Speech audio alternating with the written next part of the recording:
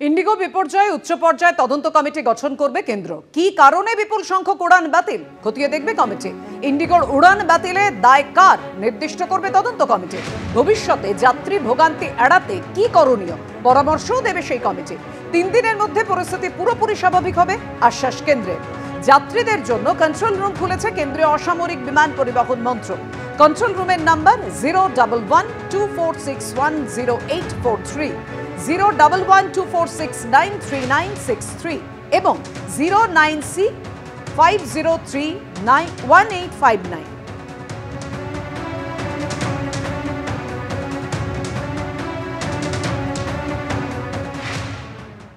Let it be kind of চালিয়ে যাও।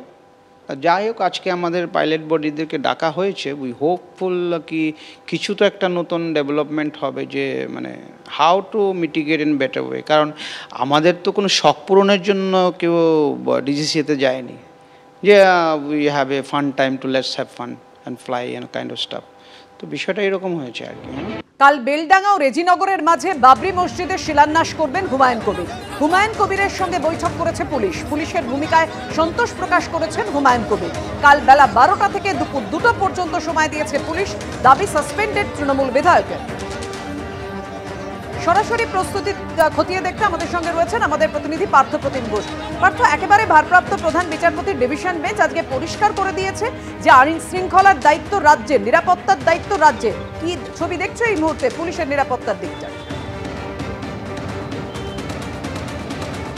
দেখো, এই মুহূর্তে একেবারে কিন্তু প্রস্তুতি, সেই প্রস্তুতির কাজ চলছে রাতভর। সেই যে স্টেজ প্রস্তুত করা বা একেবারে বিভিন্ন জায়গায় যে ব্যানার ফ্লেক্স লাগানোর কাজ, আলো লাগানোর কাজ, সেই কাজ কিন্তু হচ্ছে।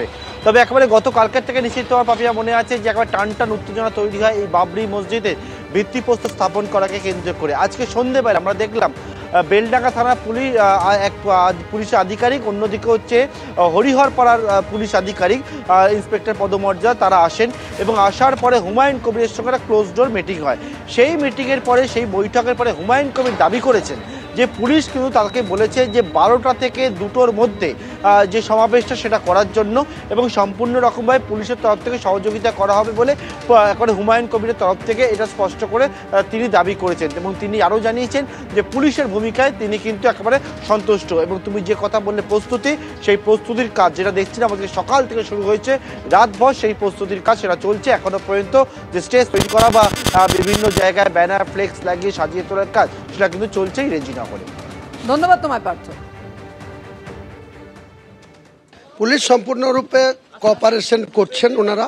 কালকের যে শিডিউল প্রোগ্রাম সেটা যাতে পিসফুলি হয়, তাতে আমাদের এসপি বহরমপুর পিডি তেনার আন্ডারে যে ওসি আইসিরা আছেন তেনারা সম্পূর্ণরূপে সহযোগিতার হাত বাড়িয়ে দিয়েছেন। কালকে যাতে পিসফুলি এই প্রোগ্রাম হয় তার জন্য ওনারা না শান্তিপূর্ণভাবে করতে হবে। ওই জায়গাটাতে ওনারাও যেমন আমাকে সম্পূর্ণ হেল্প করবে, তেমনি আমার ভলেন্টিয়ার সহ আমি সম্পূর্ণভাবে পুলিশ প্রশাসনকে সাহায্য করব। এটা সরকারি ব্যাপার। আর অনারেবল হাইকোর্ট যখন বলে দিয়েছে, পুলিশের তো একটা রেসপন্সিবিলিটি রয়েছে, আইন শৃঙ্খলা দেখার তো দায়িত্ব পুলিশের। নিশ্চয়ই পুলিশ প্রশাসন এই মুহূর্তে পুরো কোঅপারেট। আপনি কি আপনারা শুনলেন যে হুমায়ুন কবির তিনি বলছেন যে পুলিশ আধিকারিকদের সঙ্গে বৈঠকের পর পুলিশ জানিয়েছে যে তারা হুমায়ুন কবিরকে সহযোগিতা করবেন, কিন্তু হুমায়ুন কবিরকে এই কর্মসূচি শান্তিপূর্ণভাবে করতে হবে। প্রসঙ্গত গতকালই হুমায়ুন কবিরকে দল থেকে সাসপেন্ড করে তৃণমূল, যদিও তিনি তার নিজের অবস্থানে অনড় রয়েছেন। আর এই নিয়ে শুরু হয়েছে রাজনৈতিক তরজা। বিজেপি তৃণমূল কার কি বক্তব্য শোনাব। যারা ইসলাম মানেন তারা মসজিদ বানাবেন, হিন্দুরা মন্দির বানাবে, খ্রিস্ট ধর্ম যারা মানেন তারা গির্জা চার্চ বানাবেন, শিখ যারা তারা গুরুদ্বারা বানাবেন, এতে আপত্তি নেই। কিন্তু নামকরণে আপত্তি আছে। নামকরণে আপত্তি আছে। মোগল পাঠানরা ভারত দখল করতে এসেছিল, অত্যাচার করেছে, জোর করে ধর্ম পরিবর্তন করেছে, মন্দির ভেঙেছে, মা বোনেদের ইজ্জত লুটেছে। অতএব বাবরি নামকরণে আমাদের প্রত্যেকটি রাষ্ট্রবাদী ভারতীয়র সে যে ধর্মেরই হোক আপত্তি আছে। এই নামকরণকে কেউ সমর্থন করে না। এরা আগুন নিয়ে খেলছে।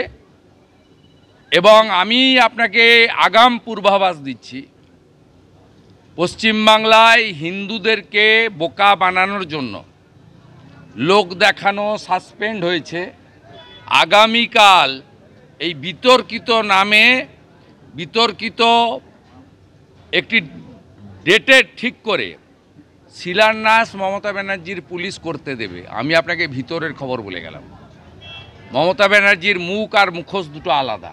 বাবরি মসজিদের প্রতি এত শ্রদ্ধা, তাহলে বাবরি মসজিদ যে বিজেপি ভেঙে দেওয়াটা ভারতবর্ষের ধর্মনিরপেক্ষ স্পিরিটে একটা ভয়ঙ্কর আঘাত ছিল, সেই বিজেপিতেও যারা গেছিল, তো তারা আবার কেউ যদি বলে আমি আজ বাবরি মসজিদ করছি, তাহলে কি সেটা ধর্মের প্রতি বা সেখানে কি রাজনৈতিক কোনো অঙ্ক?